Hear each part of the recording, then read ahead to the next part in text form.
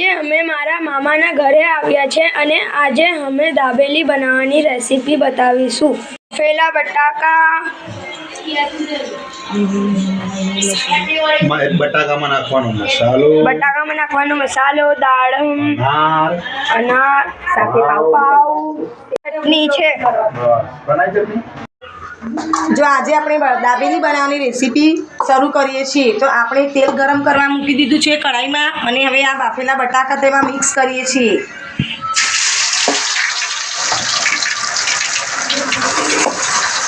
આ બાફેલા બટાકા બફાઈ એની અંદર નાખી દઈશું. એના પછી તેમાં મસાલો મિક્સ કરીશું. પછી અનાર નાખીશું, તેની અંદર ધાણા પણ નાખીશું લીલા અને તેને સુંદર રીતે સજાવી શકીશું.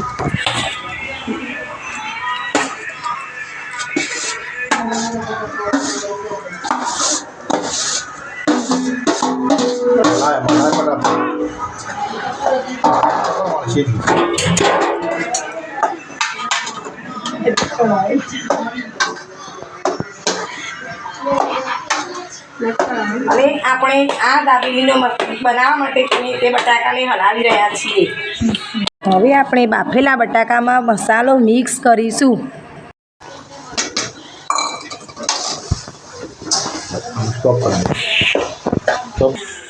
હવે મસાલો તૈયાર થઈ ગયો છે.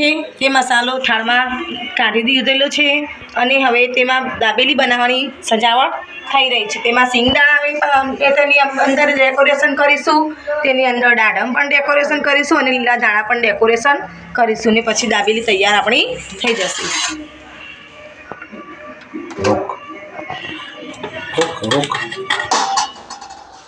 જુઓ, હવે આપણી આ દાબેલી તૈયાર થઈ ગઈ છે. પાવ પણ જોડે છે, તેનો મસાલો પણ તૈયાર થઈ ગયો છે, કમ્પ્લીટ રેડી. તેની પાસે આ પણ મસાલો છે, તેની પાસે 2 ચટણીઓ પણ છે, તૈયાર થઈ ગઈ છે. આ લીલી ચટણી છે અને તેની પાસે જોડે આ લાલ ચટણી પણ છે. આ પાવને આ રીતે કાપી રહ્યા છીએ. તેને આ પાવને આ રીતના કાપી દેવાના અને કાપીને તેની અંદર મસાલો મિક્સ કરીશું. હવે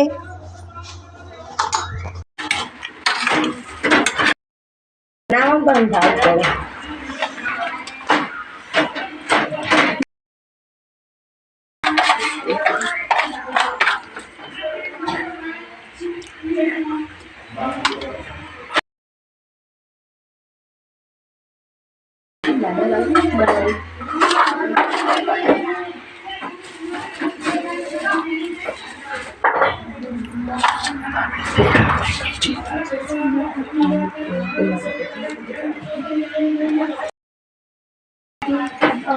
હવે આ દાબેલીમાં મસાલો ભરે છે અને હવે આ દાબેલી તૈયાર થઈ રહી છે.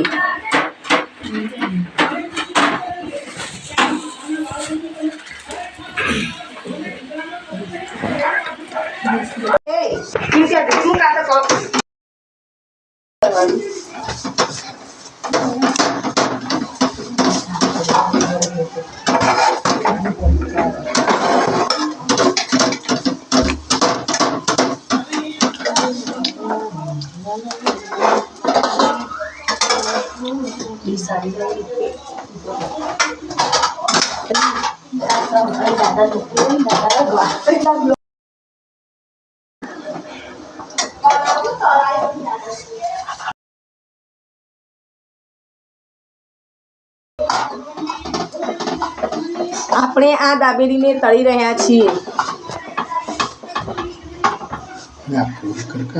દાબેલી તળાઈ ગઈ છે અને આપણે આમ મસાલાવાળી કરી દઈશું આને અને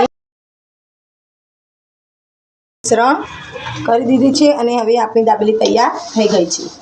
મેં દાબેલી કેવી બનાવી છે મામા અને મામીએ? ટેસ્ટી મસ્ત દાબેલી બનાવી છે મારા ભાઈ ભાભીએ. તમને અમારો વિડીયો ગમ્યો હોય તો લાઈક, શેર, સબસ્ક્રાઇબ કરવાનું ભૂલતા નહીં.